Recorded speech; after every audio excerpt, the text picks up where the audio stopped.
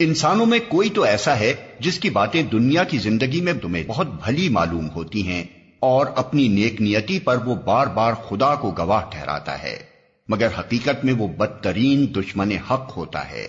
جب اسے اقتدار حاصل ہو جاتا ہے تو زمین میں اس کی ساری دوڑ دھوپ اس لیے ہوتی ہے کہ فساد پھیلائے، کھیتوں کو غارت کرے اور نسل انسانی کو تباہ کرے، حالانکہ اللہ جسے وہ گواہ بنا رہا تھا فساد کو ہرگز پسند نہیں کرتا۔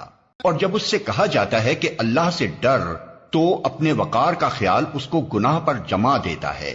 ایسے شخص کے لیے تو بس جہنم ہی کافی ہے اور وہ بہت برا ٹھکانہ ہے۔ دوسری طرف انسانوں ہی میں کوئی ایسا بھی ہے جو رضائے الہی کی طلب میں اپنی جان کھپا دیتا ہے، اور ایسے بندوں پر اللہ بہت مہربان ہے۔ اے ایمان لانے والو، تم پورے کے پورے اسلام میں آ جاؤ اور شیطان کی پیروی نہ کرو کہ وہ تمہارا کھلا دشمن ہے۔